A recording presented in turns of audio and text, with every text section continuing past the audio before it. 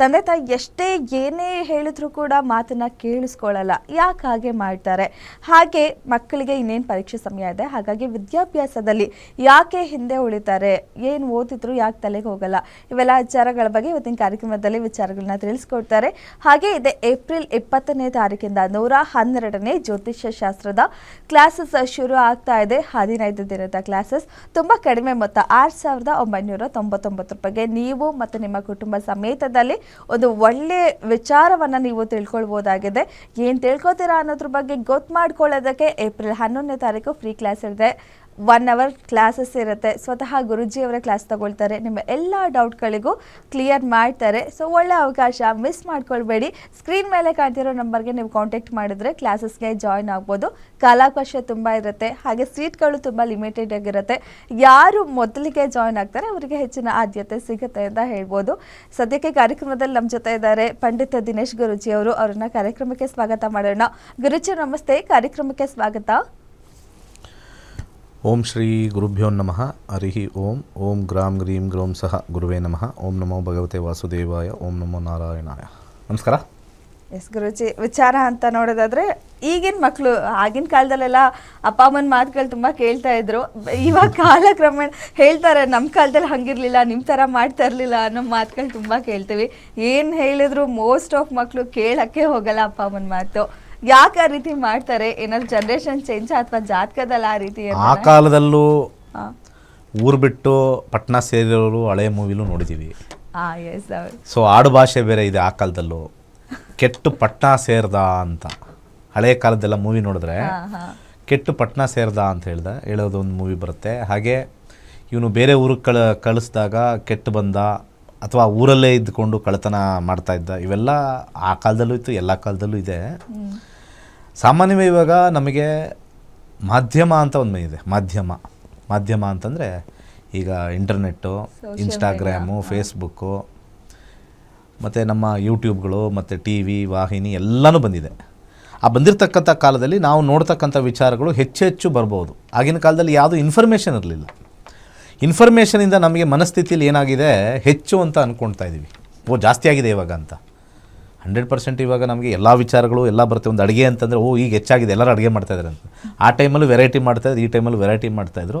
ಆ ಟೈಮಲ್ಲಿ Facebook, YouTube ಇರಲಿಲ್ಲ ಹಾಕೋಕ್ಕೆ, ವೆರೈಟಿ ಹಾಕೋಕ್ಕೆ. ಬಟ್ ಇವಾಗ ಇದೆ. ಇವತ್ತು ಏನಾದ್ರು ಒಂದು ಚಟ್ನಿ ಮಾಡಿದ್ರು ಚಟ್ನಿದು ಹಾಕ್ಬಿಡ್ತಾರೆ, ಒಂದು ವೀಡಿಯೋ ಹಾಕ್ಬಿಡ್ತಾರೆ. ಚಟ್ನಿ ಹೆಂಗೆ ಮಾಡಬೇಕು, ತೆಂಗಿನಕಾಯಿ ಫಸ್ಟ್ ತುರಿಯಿರಿ ಅಂತ ಹೇಳಿ ಇದನ್ನು ಮುಂದುವರಿಸ್ಕೊಂಡು ಅದಕ್ಕೊಂದು ಲೈಕ್ಸು. ಆಮೇಲೆ ಅವ್ರು ತಿಂತಾರೆ, ಉಪ್ಪು ಹಾಕಿರಲ್ಲ, ವಾವ್ ಸೂಪರ್ ಅಂತಾರೆ. ಆಫ್ ಮಾಡಿದ್ರೆ ಅಯ್ಯೋ ಉಪ್ಪೆ ಹಾಕಿಲ್ಲ ಇದಕ್ಕೆ ಅಂತಾರೆ. ಅದು ವಿಡಿಯೋ ಓಡಬೇಕಲ್ಲ, ವಾವ್ ಸೂಪರ್ ಅಂದ್ಬಿಡ್ತಾರೆ. ಆಮೇಲೆ ಆಫ್ ಮಾಡಿಬಿಟ್ಟು ಉಪ್ಪೆ ಹಾಕಿಲ್ಲ ಅಂತಾರೆ. ಸೊ ಆ ರೀತಿ ಇರ್ತಕ್ಕಂಥ ಒಂದು ವಿಚಾರ ಇಲ್ಲಿ ಮಕ್ಕಳು ಹೇಳೋದೇ ಮಾತು ಕೇಳ್ತಾ ಇರ್ತಕ್ಕಂಥದ್ದು. ನಾವು ಜಾತಕದಲ್ಲಿ ಯಾವುದೇ ಕಾಂಬಿನೇಷನ್ ಇರ್ಬೋದು. ಇವತ್ತು ಎಲ್ಲರ ಕೈಲೂ ಓದಲಿ ಅಂತ ಹೇಳಿ ಮೊಬೈಲ್ ಇದೆ. ಇವತ್ತು 6ನೇ ಕ್ಲಾಸು, 8ನೇ ಕ್ಲಾಸ್, 9ನೇ ಕ್ಲಾಸು ಒಂದು ಮೊಬೈಲ್ ಕೊಡಿಸ್ಬಿಡ್ತಾರೆ. ಕನೆಕ್ಷನ್ ಇರಲಿ, ಸ್ಕೂಲ್ಗೆ ಹೋಗ್ಬೇಕಾದ್ರೆ ಮೆಸೇಜ್ ಮಾಡಲಿ, ಎಲ್ಲೋ ಒಂದು ಕಡೆ ಬ್ಯಾಗಲ್ಲಿ ಇಟ್ಕೊಂಡು ಹೋಗ್ಬಿಟ್ಟಿರ್ತಾರೆ, ಅಥವಾ ಅವ್ರದ್ದೇ ಅಂತ ಒಂದು ಕೊಟ್ಟಿರ್ತಾರೆ. ಬೆಳಿಗ್ಗೆವರೆಗೂ ಯೂಸ್ ಮಾಡ್ತಾರೆ, ಆಮೇಲೆ ಸ್ಕೂಲಿಂದ ಬಂದಾದಮೇಲೆ ನೈಟ್ ಯೂಸ್ ಮಾಡ್ತಾರೆ. ಯೂಸ್ ಮಾಡ್ತಕ್ಕಂಥ ಸಂದರ್ಭದಲ್ಲಿ ಮಕ್ಕಳ ಮನಸ್ಸಲ್ಲಿ ಏನಾಗಿದೆ, ಅದಕ್ಕೆ ಬೇರೆ ಬೇರೆ ದೇಶಗಳೆಲ್ಲ ಕೆಲವು ಸೋಷಿಯಲ್ ಮೀಡಿಯಾ ಬ್ಯಾನ್ ಮಾಡಿದ್ದಾರೆ. ಥೈಲ್ಯಾಂಡಲ್ಲಿ ಬ್ಯಾನ್ ಮಾಡಿದ್ದಾರೆ. ಇಲ್ಲೂ ಕೂಡ ಕೆಲವು 6 ವರ್ಷದ ಕೆಳಗಡೆ ಏನೋ ಬ್ಯಾನ್ ಮಾಡಿದ್ದಾರೆ, ಕೆಲವೆಲ್ಲ ಅಂತ ಹೇಳ್ತಾ ಇದ್ರಲ್ಲ, ಬ್ಯಾನ್ ಮಾಡಿದ್ದಾರೆ. ಯಾಕೆಂದರೆ ಅದರಲ್ಲಿ ಆ ಲೆವೆಲ್ ಇರ್ತಕ್ಕಂಥ ಮಕ್ಕಳಿಗೆ ಏನು ತಿಳಿಬೇಕೋ ಅದು ಮಾತ್ರ ಇರಲ್ಲ. ಅದು ಊರಲ್ಲಿರೋದೆಲ್ಲ ಇರುತ್ತೆ. ಇದು ರಾಹುವಿನ ತತ್ವ ಅಂತ ಕರಿತೀವಿ. ರಾಹುವಿನ ತತ್ವ. ಯಾವಾಗ ನಾವು ಮೊಬೈಲ್ ಯೂಸ್ ಮಾಡ್ತೀವಿ, ನಾವು ರಾಹು ಅವ್ರ ಕೈ ಕೊಟ್ಟಂಗೆ. ಯಾಕಂದರೆ ಈ ಡಿಜಿಟಲ್ ಮೀಡಿಯಾ ಅಂತಕ್ಕಂಥದ್ದೆಲ್ಲ ಅಧಿಪತಿ ರಾಹು. ಸೊ ಯಾವಾಗ ರಾಹು ಮಕ್ಕಳ ಕೈ ಕೊಡ್ತೀವೋ ಮೊಬೈಲು, ಆವಾಗ ರಾಹು ಆ್ಯಕ್ಟಿವೇಟ್ ಆಗಿಬಿಡುತ್ತೆ. ರಾಹು ಆ್ಯಕ್ಟಿವೇಟ್ ಆದರೆ ಅವರ ಜಾತಕದಲ್ಲಿ ಏನಾದರೂ ಕೆಟ್ಟ ಪರಿಸ್ಥಿತಿಲಿದ್ದರೆ ಕೆಟ್ಟ ಹಾಲು ಆಗ್ತಾರೆ. ಅದೇ ರಾಹು ಒಳ್ಳೆ ಕಡೆ ಇತ್ತು ಅಂತಂದರೆ ಉತ್ತಮವಾಗಿರ್ತಕ್ಕಂಥ ಹುಡುಗರಾಗ್ತಾರೆ. ಅಂದರೆ ಮೊಬೈಲ್ ಕೊಟ್ಟಿರೋರೆಲ್ಲ ಕೆಟ್ಟಿಲ್ಲ. ಮೊಬೈಲ್ ಇಸ್ಕೊಂಡಿರೋರು ಕೆಟ್ಟಿರೋರು ಇದ್ದಾರೆ, ಕೆಡದೇ ಇರೋರು ಇದ್ದಾರೆ. ರಾಹುವಿನ ತತ್ವದ ಮೇಲೆ ನಾವು ಏನು ಸ್ವೀಕಾರ ಮಾಡಿದ್ದೀವಿ ಅಂದರೆ ರಾಹುನ ಸ್ವೀಕಾರ ಮಾಡಿದ್ದೀವಿ. ರಾಹು ಯಾವ ಕಾಂಬಿನೇಷನ್ ಇದೆ ಜಾತಕದಲ್ಲಿ, ಅದರ ಮೇಲೆ ಅವರ ಮನಸ್ಥಿತಿ ಮತ್ತು ಪರಿಸ್ಥಿತಿ ಬದಲಾಗಿದೆ. ಆ ಕಾರಣದಿಂದ ನಮ್ಮ ಮಕ್ಕಳು ಹೇಳಿದ ಮಾತು ಕೇಳ್ತಾ ಇಲ್ಲ, ಹಠ ಮಾಡ್ತಾರೆ. ಈಗ ತಾನೇ first P U C second P U C ಇದ್ದಾಳೆ, ಯಾವಾಗಲೂ ಫೇಸ್ಬುಕ್ಕಲ್ಲೇ ಇರ್ತಾಳೆ, ಯಾವಾಗಲೂ ಇನ್ಸ್ಟಾಗ್ರಾಮಲ್ಲೇ ಇರ್ತಾಳೆ, ಯಾವಾಗಲೂ ಹಿಂಗೇ ನೋಡ್ತಾ ಇರ್ತಾಳೆ, ಹಿಂಗೇ ಈ ಕಡೆ ನೋಡ್ತಾಳೆ, ಆ ಕಡೆ ನೋಡ್ತಾಳೆ, ಹಿಂಗೆ ಮೇಲೆ ನೋಡ್ತಾಳೆ, ಕೆಳಗೆ ನೋಡ್ತಾಳೆ. ಅದು ನೋಡ್ತಾ ನೋಡ್ತಾನೆ ಬಿದ್ದೋಗಿರೋರು ಇದ್ದಾರೆ. ಈ ಥರ ಎಲ್ಲದೆಲ್ಲ ಇರ್ತಕ್ಕಂಥದ್ದು. ಸೊ ಇದು ಆ ಒಂದು ಎಂಗೇಜಲ್ಲಿ ಹುರುಪು ಮತ್ತು ಹೊಸತನ ನೋಡಿರ್ತಾರೆ. ನೀವುಗಳೇ ಹೇಳಿ, ನಿಮ್ಮ ಕೈಗೆ ಮೊದಲು ಫಸ್ಟು ಮೊಬೈಲ್ ಬಂದಾಗ ಎಷ್ಟೊತ್ತರೆಗೂ ನೋಡ್ತಾ ಇದ್ರಿ? ದೊಡ್ಡವ್ರು ಹಿರಿಯರು ಎಷ್ಟೊತ್ತರೆಗೂ ನೋಡ್ತಾ ಇದ್ರಿ? ಅದು ನೋಡೋದಂತ ಇದು ನೋಡೋದಂತ ತಿರುಗಿಸಿ ನೋಡೋದಂತಿದ್ದು ಇದರೊಳಗಡೆ ಏನೇನಿದೆ ಎಲ್ಲ ಮುಟ್ಟಿ. ಇನ್ನು ಮಕ್ಕಳು ಅವರ ಬುದ್ಧಿ ತುಂಬ ಚುರುಕಾಗಿರುತ್ತೆ, ಹೊಸತನವನ್ನು ತಗೊಳ್ಬೇಕು ಅಂತಿರುತ್ತೆ. ಹೊಸತನದಲ್ಲಿ ಈ ಥರದ್ದು ಬಂದುಬಿಟ್ರೆ ಅವರು ಎಕ್ಸ್ಪ್ಲಾಯ್ಟ್ ಮಾಡ್ತಾರೆ, ಎಕ್ಸ್ಪ್ಲೋರ್ ಮಾಡ್ತಾರೆ. ಎಕ್ಸ್ಪ್ಲೋರ್ ಆ್ಯಂಡ್ ಎಕ್ಸ್ಪ್ಲಾಯ್ಟ್ ಎರಡೂ ಮಾಡ್ತಾರೆ. ಎಕ್ಸ್ಪ್ಲೋರು ಮತ್ತು ಎಕ್ಸ್ಪ್ಲಾಯ್ಟ್, ಮೊಬೈಲ್ ಎಕ್ಸ್ಪ್ಲಾಯ್ಟ್ ಮಾಡಿದಾಗ ಯಾವುದೋ ಸೈಟ್ಗೆ ಹೋಗುತ್ತೆ, ಏನೇನೋ ಆಗುತ್ತೆ. ಇಲ್ಲಿಂದ ಸ್ಟಾರ್ಟ್ ಆಗೋದೇ ಈ ಗೇಮ್ ಆಡೋದು, ಅಡಿಕ್ಷನ್. ಗೇಮ್ ಅಡಿಕ್ಷನ್ ಸ್ಟಾರ್ಟ್ ಆಗುತ್ತೆ. ಯಾರೊಬ್ಬರು ಫ್ರೆಂಡ್ ಏನೋ ಕಳಿಸ್ಬಿಡ್ತಾರೆ ಗೊತ್ತಿರೋರು, ಈ ಗೇಮ್ ಆಡೋಣ ಬಾ ಸಖತ್ತಾಗಿರುತ್ತೆ ಅಂತ ಗೇಮ್ ಆಡ್ತಾರೆ, ಅಡಿಕ್ಷನ್. ಸೊ ರಾಹು ಇವರ ಜಾತಕದಲ್ಲಿ ನೆಗೆಟಿವ್ ಕಾಂಬಿನೇಷನಲ್ಲಿ ಕೂತಿದ್ರೆ ಅಲ್ಲಿ ಅಡಿಕ್ಷನ್ಗೆ ಒಳಗಾಗ್ತಾರೆ, ಗೇಮಿಂಗ್ ಅಡಿಕ್ಷನ್. ಅದರಿಂದ ನೆಕ್ಸ್ಟು ಬೆಟ್ಟಿಂಗ್ ಹೋಗ್ತಾರೆ, ಬೆಟ್ಟಿಂಗಿಂದ ದುಡ್ಡು ಕೊಡ್ತಕ್ಕಂಥದ್ದು. ಹೀಗೇ ಹಿಂಗೆ ಹೋಗಿನೇ ಇವಾಗೆಲ್ಲ ಬರ್ತಾ ಇರ್ತಕ್ಕಂಥ IPL ಎಲ್ಲ ಈ ಬೆಟ್ಟಿಂಗಿಂದ ಹಾಳು ಮಾಡ್ತಾ ಇರ್ತಕ್ಕಂಥದ್ದು. ಕೆಲವರು ಈ ಬೆಟ್ಟಿಂಗ್ ವಿಚಾರದಲ್ಲಿ ಯಾರು ಗೆಲ್ತಾರೆ ಅಂತ ಫಸ್ಟೇ ಹೇಳ್ಬಿಡ್ತಾರಲ್ಲ, ಅವರೆಲ್ಲ ಎಲ್ಲೋ ಒಂದು ಕಡೆ ರಾಹುವಿನ ತತ್ವದಲ್ಲಿ ಕೆಟ್ಟ ಪರಿಸ್ಥಿತಿಯಲ್ಲಿ ಇನ್ನೂ ಒಂದಷ್ಟು ಜನ ಕೆಟ್ಟದ್ದು ಮಾಡೋಣ ಅಂತ ಹೇಳಿ ಬಂದಿರತಕ್ಕಂಥ ಒಂದು ಮನಸ್ಥಿತಿಯವರು ಬಂದಿರ್ತಾರೆ. ಈಗ ನಾನು ಜ್ಯೋತಿಷನಾಗಿ ನಾನು ಯಾಕೆ IPL ಪ್ರಮೋಟ್ ಮಾಡಲ್ಲ? ಅದು ಒಂದು ಕ್ರೀಡೆ, ಸೋಲು ಗೆಲುವು ಕಾಮನ್ನು. ಅದನ್ನು ನಾವು ಜ್ಯೋತಿಷ್ಯದಲ್ಲಿ ಸೋಲು ಗೆಲುವನ್ನು ಯೂಸ್ ಮಾಡಿ ಅದನ್ನು ಅಡಿಕ್ಷನ್ ಮಾಡಿಕೊಂಡು ಅದರಲ್ಲಿ ದಂಧೆ ಮಾಡಿಕೊಂಡು ಅದರಲ್ಲಿ ಬೆಟ್ಟಿಂಗ್ ಮಾಡಿದ್ರೆ ನಮಗೆ ಜ್ಯೋತಿಷ್ಯದ ಆಶೀರ್ವಾದ ಸಿಗುತ್ತಾ? ಗ್ರಹಗಳ ಆಶೀರ್ವಾದ ಸಿಗುತ್ತಾ? ಅದನ್ನು ಕೆಟ್ಟದಾಗಿ ಯೂಸ್ ಮಾಡ್ಕೊಳ್ಳೋದ್ರಿಂದ ಇದೇ ತುಂಬ ಜನ ಯಾರ್ಯಾರು ಭಾರತದಲ್ಲಿ ಈ ಡೇಟಿನ ಪ್ರಕಾರ ಮತ್ತು ಈ ಗ್ರಹದ ಪ್ರಕಾರ ಅವನು ಹಾಕೊಂಡಿರ್ತಕ್ಕಂಥ ಜರ್ಸಿ ಹಿಂದಿನ ನಂಬರ್ ಪ್ರಕಾರ ಇವೆಲ್ಲ ಡೇಟ್ ಪ್ರಕಾರ, ಈ ಡೇಟಲ್ಲಿ ಹುಟ್ಟಿರೋರಿಗೆ ಕ್ಯಾಪ್ಟನ್ ಡೇಟ್ ಪ್ರಕಾರ ಇವನು ಗೆಲ್ತಾನೆ ಅವ್ನು ಗೆಲ್ತಾನೆ ಅಂತ ಹೇಳ್ತಕ್ಕಂಥವರೆಲ್ಲ ಯಾರು ಕೇಳ್ತಾರೆ ಅವರೆಲ್ಲ ನೀವು ಯಾರು ಉದ್ಧಾರ ಆಗಿಲ್ಲದೆ ಇರತಕ್ಕಂಥ ವ್ಯಕ್ತಿಗಳು. ಸೀರಿಯಸ್ ಆಗಿರೋರು ಒಂದು ಕೆಲಸಕ್ಕೆ ಹೋಗ್ತಾರೆ, ಜಾಬ್ ಮಾಡ್ತಾ ಇರ್ತಾರೆ, ಇವೆಲ್ಲ ಸಂಜೆ ಬಂದ್ರಾ IPL ನೋಡಿದ್ರಾ, ಎಂಜಾಯ್ ಮಾಡಿದ್ರಾ, ಬಿಟ್ರಾ, ಮೂರೊತ್ತು ಇವತ್ತು ಯಾರು ಗೆಲ್ತಾರೆ, ಇವತ್ತು ಯಾರು ಗೆಲ್ತಾರೆ ಅಂತ ಕೆನ್ನೋರು ಅವ್ರು ಗೆಲ್ತಾರೆ. ನೀವು ಸೋತಿರ್ತೀರ ಜೀವನದಲ್ಲಿ. ನಿಮ್ಮನ್ನು ಹದಗೆಡಿಸ್ತಕ್ಕಂಥ ಕೆಲವರು ಇರ್ತಾರೆ, ಇಂಥ ಟೀಮೇ ಗೆಲ್ಲುತ್ತೆ ಅಂತ ಹೇಳಿ ತುಂಬ ಜನ ಮನೆ ಮಠ ಮಾರ್ಕೊಂಡಿದ್ದಾರೆ. ಈ IPL ಬೆಟ್ಟಿಂಗ್ ಆಡಿ ಮನೆ ಮಠ ಮಾರ್ಕೊಂಡಿದ್ದಾರೆ. ಅವ್ರು ನಮ್ಮ ಪ್ರೋಗ್ರಾಮು ನೋಡಲ್ಲ, ಅವ್ರಿಗಿರೋ ಪ್ರೋಗ್ರಾಮ್ ಯಾರು ಬೆಟ್ಟಿಂಗ್ ಬಗ್ಗೆ ಆಡ್ತಾರೆ, ಯಾರು ಹೇಳ್ತಾರೆ ಅದೇ ತಲೆದಿರೋದು. ಹಾಗೆಯೇ ಮಕ್ಕಳದು ಅಷ್ಟೇ.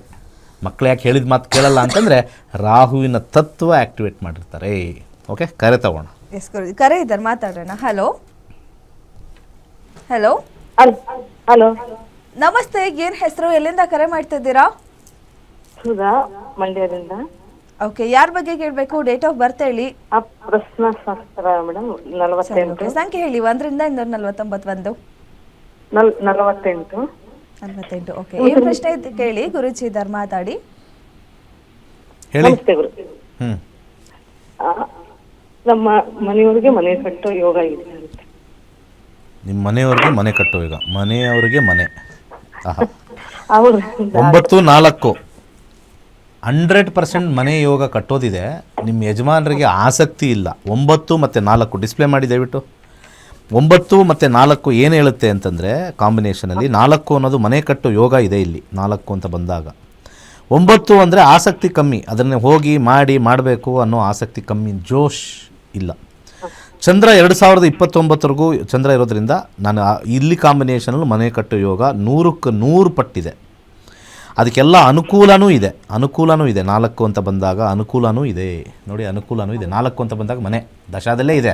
ಈ 9 ಬಂದುಬಿಟ್ರೆ ಏನಾಗುತ್ತೆ, ಒಂಥರ ಇವತ್ತು ಮಾಡೋಣ ಬಿಡು, ನಾಳೆ ಮಾಡೋಣ ಬಿಡು, ಮನೆ ಕಟ್ಟು ಉದ್ಧಾರ ಆಗೋರು ಯಾರು, ಅಂಥದೇಯಾ ನಿಮ್ಮ ಯಜಮಾನ್ರು ಕಟ್ಟೋದಿಲ್ಲ, ಡೌಟು, ಹೋಗಿ ಬನ್ನಿ. ಓಕೆ, ಧನ್ಯವಾದ ಮೇಡಮ್ ಕರೆ ಮಾಡಿದ್ದಕ್ಕೆ. ಮತ್ತೊಬ್ರು ಕಾಲರ್ ಇದ್ದಾರೆ. ಹಲೋ ಹಲೋ, ನಮಸ್ತೆ, ಏನು ಹೆಸರು, ಎಲ್ಲಿಂದ ಕರೆ ಮಾಡ್ತಿದ್ದೀರಾ? ಲತಾ ಮೇಡಮ್, ಬೆಂಗಳೂರು. ಓಕೆ, ಯಾರ ಬಗ್ಗೆ ಕೇಳಬೇಕು? ಡೇಟ್ ಆಫ್ ಬರ್ತ್ ಹೇಳಿ. Madam, ಪ್ರಶ್ನಾಶಾಸ್ತ್ರ madam. ಓಕೆ, ಹೇಳಿ ಒಂದು ಸಂಖ್ಯೆ 1ರಿಂದ 149. 50 ಮೇಡಮ್. 50. ಸರಿ, ಏನು ಪ್ರಶ್ನೆ ಇದೆ ಕೇಳಿ ಮೇಡಮ್. ಗುರುಜಿ ಇದ್ದಾರೆ, ಮಾತಾಡಿ. ನಮಸ್ತೆ ಗುರುಜಿ. ಹೇಳಿ.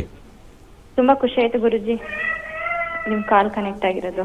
ಹೌದಾ? ಯಾವುದೋ ಪಿಕ್ಚರ್ ನೋಡಿದ ತಕ್ಷಣ ತುಂಬ ಖುಷಿ ಆಯ್ತು, ಈ ಪಿಕ್ಚರ್ ನೋಡಿ ಅಂದಂಗೆ ಆಯ್ತು.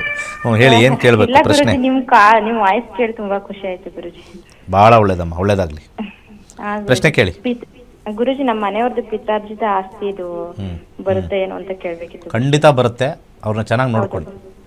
ಪ್ರಶ್ನಾಶಾಸ್ತ್ರದಲ್ಲಿ ಆಲ್ರೆಡಿ 4 ಅಂತ ಬಂತು.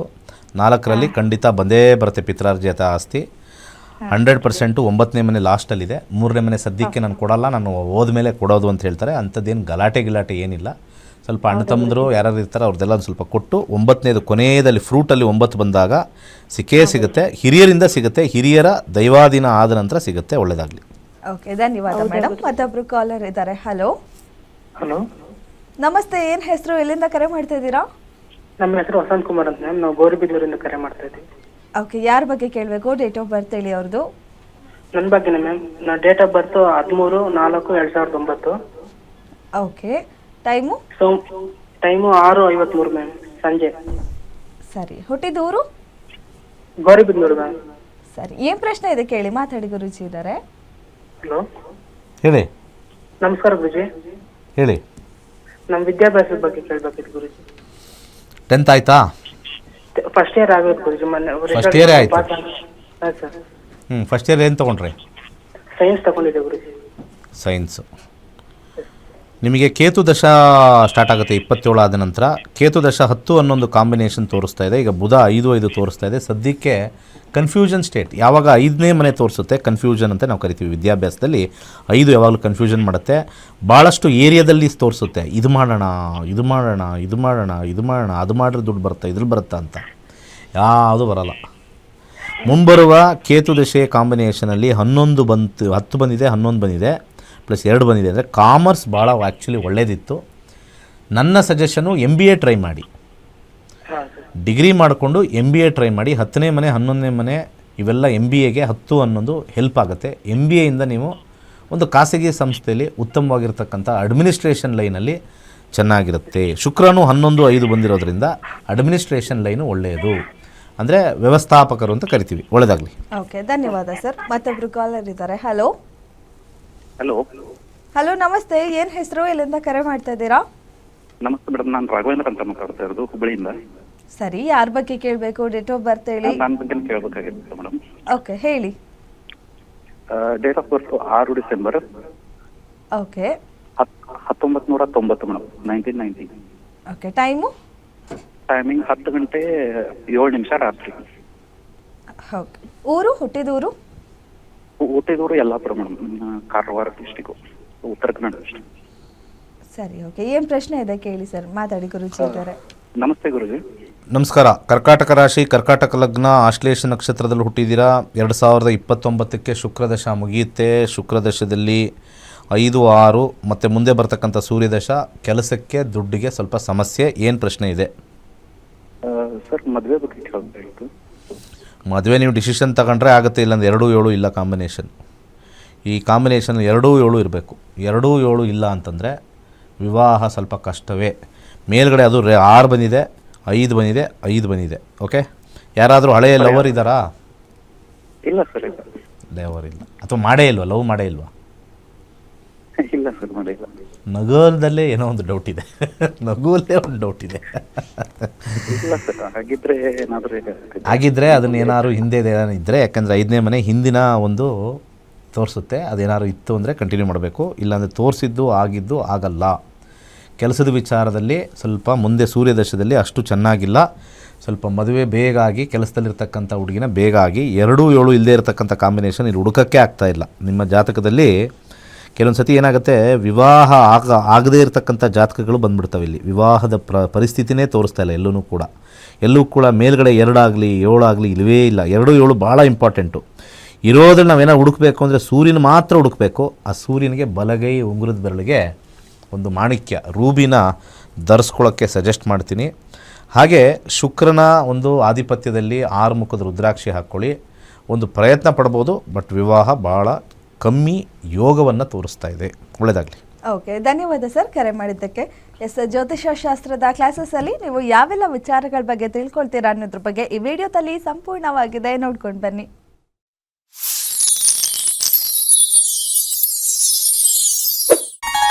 ಎಲ್ಲರಿಗೂ ನಮಸ್ಕಾರ. ವೈಜ್ಞಾನಿಕ ತಂತ್ರಜ್ಞಾನವನ್ನು ಒಳಗೊಂಡಿರುವ ನಕ್ಷತ್ರ ನಾಡಿ ಜ್ಯೋತಿಷ್ಯ ತರಗತಿಗಳಿಗೆ ಸುಸ್ವಾಗತ.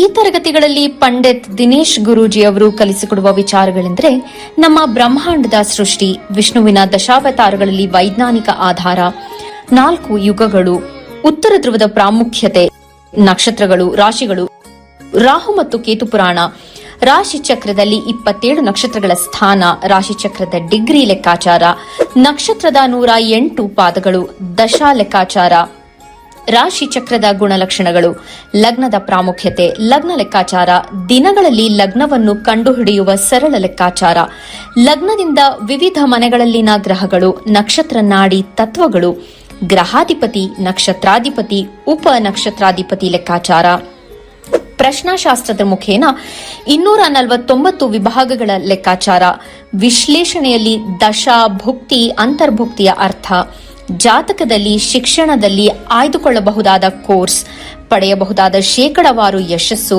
ಉದ್ಯೋಗ ಅಥವಾ ವ್ಯವಹಾರದಲ್ಲಿ ಕ್ಷೇತ್ರದ ಆಯ್ಕೆ, ವ್ಯವಹಾರದಲ್ಲಿ ಯಶಸ್ಸಿನ ಲೆಕ್ಕಾಚಾರ, ಮದುವೆ ವಿಚಾರದಲ್ಲಿ ಸಂಯೋಗಗಳು, ತೊಂದರೆಗಳು, ವಿಚ್ಛೇದನ, ಸಂತಾನದಲ್ಲಿ ತೊಂದರೆಗಳು, ವಿಳಂಬವಾಗುವುದು, ಆಸ್ತಿ ಅಥವಾ ವಾಹನ ಖರೀದಿಯಲ್ಲಿನ ಸಮಯವನ್ನು ತಿಳಿಯುವುದು, ಆರೋಗ್ಯ ವಿಚಾರಗಳಲ್ಲಿ ಶುಭ ಅಶುಭ ಸಮಯದ ಲೆಕ್ಕಾಚಾರ, ಆರೋಗ್ಯ ಸಮಸ್ಯೆಗಳು ಉಂಟಾಗುವ ಸಮಯ ಮುಂತಾದ ವಿಚಾರಗಳ 3 ಹಂತಗಳಲ್ಲಿ ಶುಭ ಅಶುಭ ಸಂಯೋಗಗಳ ವಿಭಜನೆ, ಪವರ್ ಪೊಸಿಷನ್, ಪುಷ್ಪಲ್ ಸಿದ್ಧಾಂತ, ಗೋಚಾರದ ವಿಶ್ಲೇಷಣೆ, ಆಯ್ದ ಸೆಲೆಬ್ರಿಟಿಗಳ ಜಾತಕಗಳ ವಿಶ್ಲೇಷಣೆ, ಪರಿಹಾರಗಳು, ರತ್ನಗಳು, ರುದ್ರಾಕ್ಷಿಗಳು, ಮಂತ್ರ, ಕಲರ್ ಥೆರಪಿ, ದಾನದ ಪರಿಕಲ್ಪನೆ, ಇನ್ನು ಅನೇಕ ವಿಚಾರಗಳ ಬಗ್ಗೆ ಅತ್ಯಂತ ಸರಳವಾಗಿ ಗುರೂಜಿಯವರು ತರಗತಿಯಲ್ಲಿ ಕಲಿಸಿಕೊಡುತ್ತಾರೆ.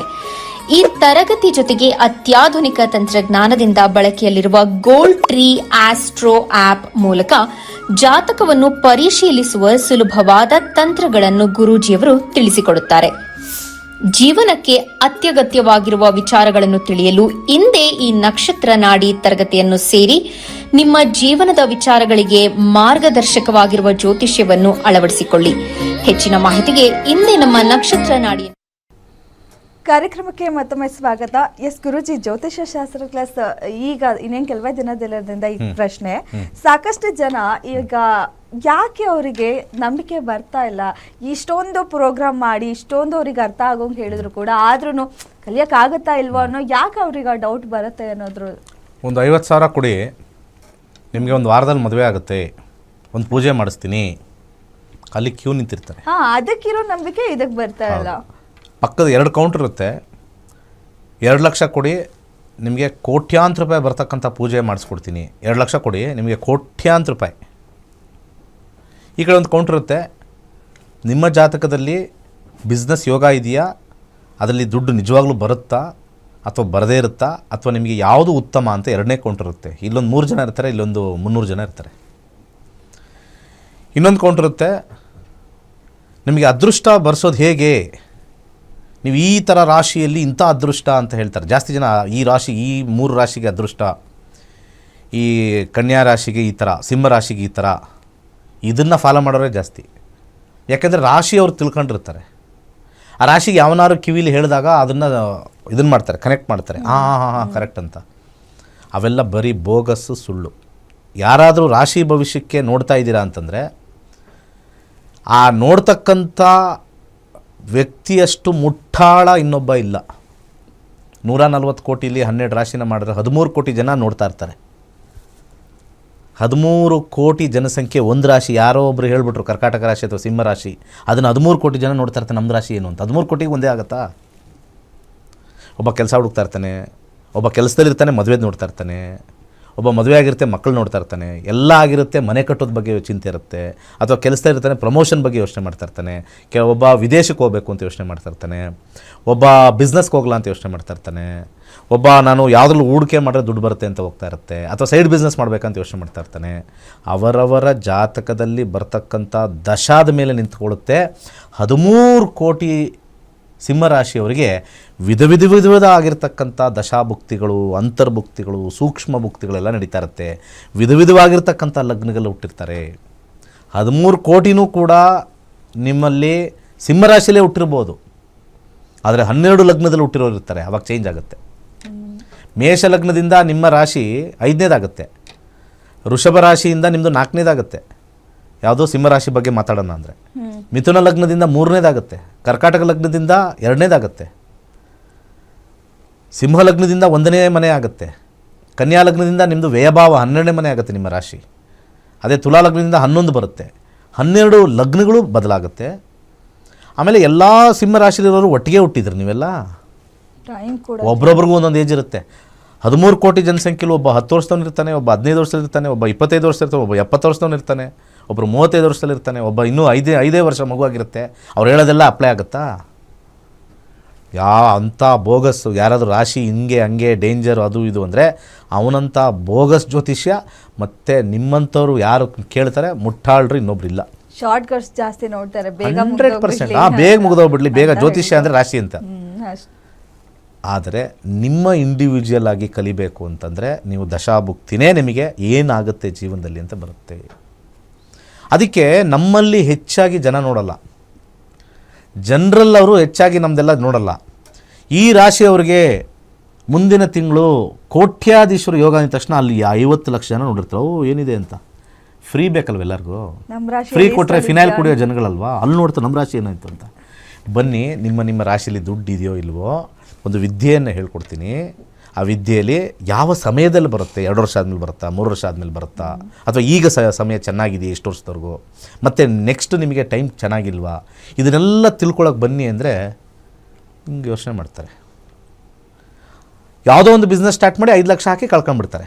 ಕಲಿಯೋದು ಮಾತ್ರ ಆಗಲ್ಲ. ಕಲಿತು ನನಗೆ ಬಿಸ್ನೆಸ್ ಯೋಗ ಇದೆಯಾ, ಇದು ಎಲ್ಲದರಲ್ಲೂ ಅಪ್ಲೈ ಆಗುತ್ತೆ, ಮದುವೆ ವಿಚಾರದಲ್ಲೂ ಅಪ್ಲೈ ಆಗುತ್ತೆ. ಸೊ ಮದುವೆಗೆ ಹುಡುಗಿ ಬಂದಿದ ತಕ್ಷಣ ನೀವೆಲ್ಲ ಎಲ್ಲಿ ಓಡೋಗ್ತೀರಿ ಹೇಳಿ? ಈಗ ಹೆಂಗಿರೋ 9 ಗಂಟೆ 10 ಗಂಟೆ ಆಯ್ತಲ್ಲ, ಖಾಲಿ ಕೂತಿರ್ತಾರೆ ದೇವಸ್ಥಾನದಲ್ಲಿ, ಅರ್ಚಕರು ಖಾಲಿ ಕೂತಿರ್ತಾರೆ, ಪಂಚಾಂಗ ಹಿಂಗೆ ತಿರುಗಿಸ್ಕೊಂಡು ಕೂತಿರ್ತಾರೆ. ನಕ್ಷತ್ರ ನಾಡಿ ಗಂಧವೇ ಗೊತ್ತಿಲ್ಲ ಅವ್ರಿಗೆ, ದಶಾಭುಕ್ತಿ ಮೇಲೆ ನೋಡಬೇಕು ಅನ್ನೋ ಒಂದು ಪರಿಜ್ಞಾನವೇ ಇಲ್ಲ ಆ ಪುರೋಹಿತರುಗಳಿಗೆ. ನಾನು ಜ್ಯೋತಿಷ್ಯದ ಬಗ್ಗೆ ಮಾತ್ರ ಪುರೋಹಿತರ ಬಗ್ಗೆ ಮಾತಾಡ್ತಾ ಇರೋದು. 99.9% ಜ್ಯೋತಿಷ್ಯ ಇದು ಪುರೋಹಿತರಿಗೆ ಜ್ಯೋತಿಷ್ಯ ಗೊತ್ತಿಲ್ಲ.